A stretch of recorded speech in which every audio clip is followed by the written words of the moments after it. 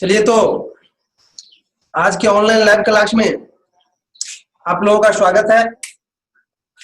जैसा कि आप लोग को मालूम ही होगा कि हमने पिछले क्लास में 12th पॉलिटिकल साइंस के अध्याय 8 का कुछ पॉइंट पढ़ाए थे और आज शेष पॉइंट हम पढ़ाएंगे। ये भी मालूम होगा आप लोगों को कि आज कौन सा पॉइंट होगा। आज होगा आंसू का आंदोलन। हाँ, आज आंसू आंदोलन होगा। बहुत बढ़िया नाम भी है और इसको पहले लिख लीजिए आप लोग।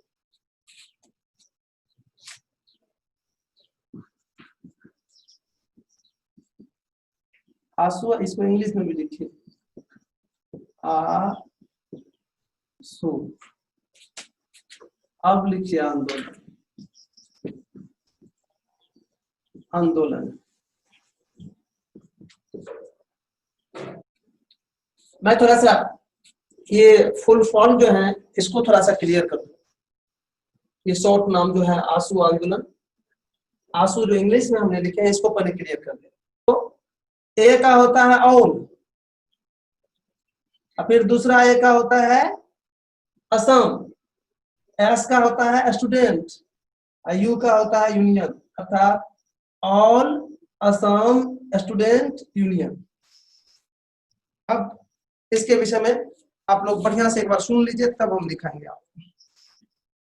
हम बता दें आप लोग को कि भारत जब स्वतंत्र हुआ तो स्वतंत्रता से पहले भी और स्वतंत्रता के बाद भी असम में विदेशी लोग काफी अधिक रहते थे, बाहरी लोग काफी अधिक यहाँ पर आ गए थे, जिससे वहां के अस्थायी जो लोग थे उसको कुछ दिक्कत हो रही थी।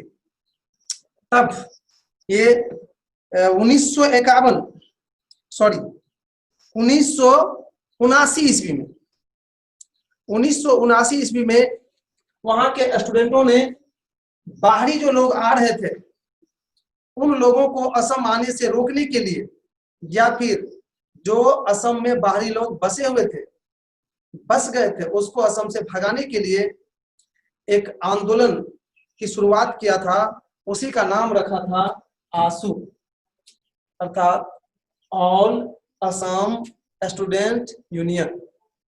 क्लियर हो गया कि आंसू आंदोलन असम के एक प्रमुख आंदोलन का नाम है, जो वहां के स्टूडेंटों द्वारा आरंभ किया गया था।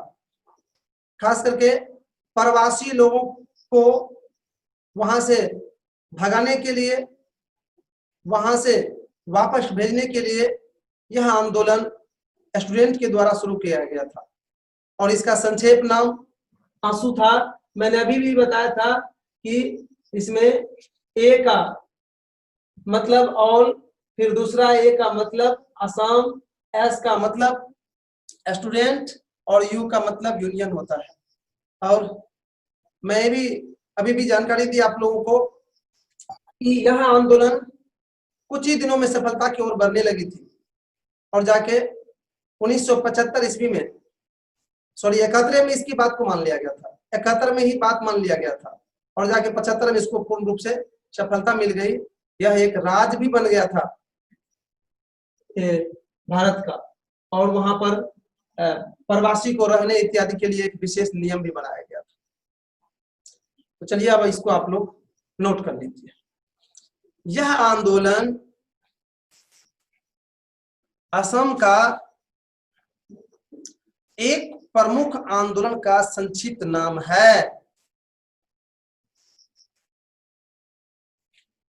जहां ए फॉर ऑल, फिर दूसरा A for Assam, S for student, you for union होता है।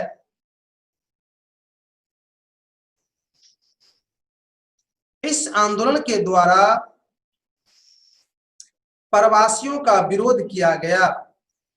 प्रवासी समझते हैं जो बाहर से आकर कहीं पर बस जाते हैं, रहने लगते हैं, वही प्रवासी कहलाते हैं। इस आंदोलन के द्वारा प्रवासियों का विरोध किया गया।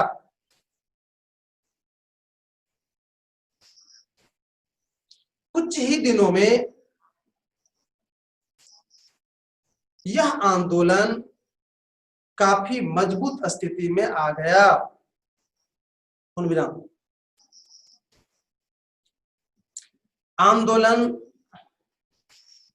कार्यों की मुख्य मांग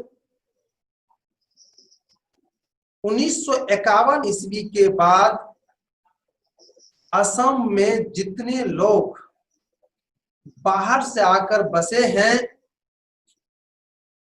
उसे असम से निकाल दिया जाए था, उसे निकाल दिया जाए था लगा दीजिए तब बेटर रहेगा।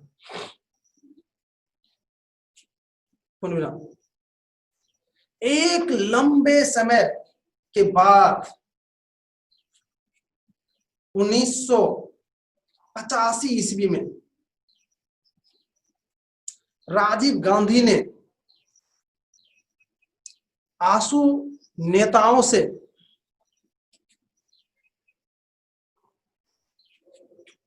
बात करके आंदोलन को रोका और फिर यह नियम बनाया कि 1971 या इससे पहले जो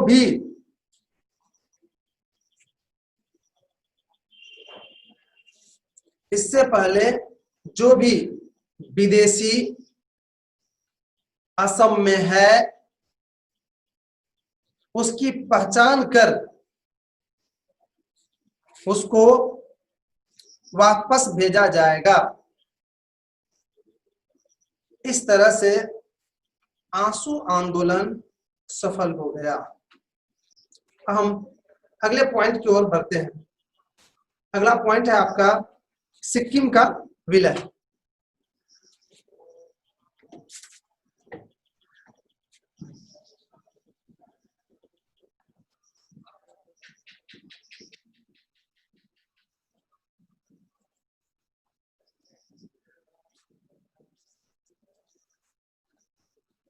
मैं थोड़ा सा बता दूं आप लोग को सिक्किम के विषय में। सिक्किम कहाँ है शायद सभी जानते होंगे, कल हमने दिखाए भी थे और आज फिर देख लीजिए। आपको देखिए ये सिक्किम है, ये जो फोटो आप देख रहे हैं ये सिक्किम का है। ये फोटो सिक्किम है, इसी के विषय में आज हमें पढ़ना है। मैं थोड़ा बता दूं आप लोग को कि सिक्किम जब भारत आजाद हुआ था तो भारत का अंग नहीं था, यह भारत का राज्य नहीं था, लेकिन ये कमजोर स्थिति में जरूर था। यहाँ के राजा थे चोगाल। चोगाल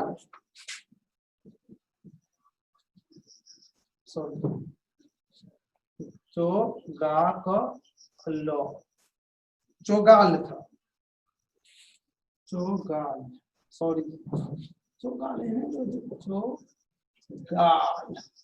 इसे था नाम अल्टर होता है, नाम उसका अपना अपना होता है। वहां के राजा चोगाल थे और यह राजा सिर्फ आंतरिक जो व्यवस्था थी उसको ठीक करने में लगे हुए थे, बाहरी व्यवस्था को ठीक करने में ये नहीं लगे हुए थे। बाहरी अर्थात विदेशी मामला में या उसको सुरक्षा करने का भार भारत सरकार को था और धीरे धीरे भारत सरकार वहां पर अपना वर्चस्व बनाता गया। और आपको बता दूं 1975 ईस्वी में यह आकर भारत का एक अंग बन गया, भारत का एक 22वां राज्य बन गया। तो इसी को थोड़ा सा जानना है कि बीच में कैसे क्या झड़प हुआ नहीं हुआ है, तो इसको अब आप लोग नोट कर लीजिए। सर विलय के मतलब क्या? विलय मतलब होता है मिलना, किसी में जो मिल जाता है ना, जैसे चीनी को आप पानी में, चलिए इसको नोट कीजिए।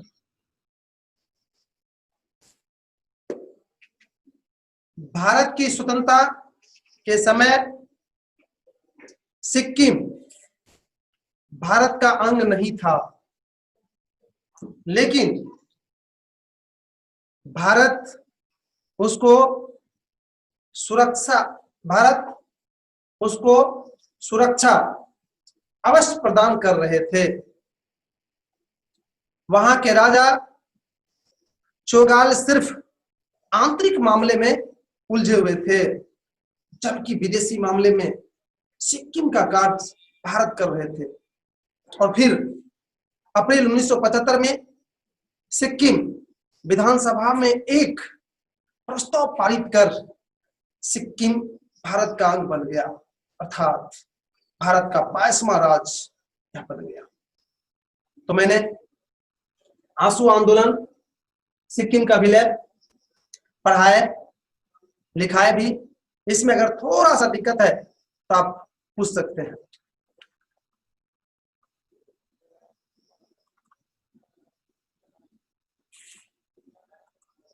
चलिए, तो आप लोग को इसमें कोई दिक्कत नहीं है।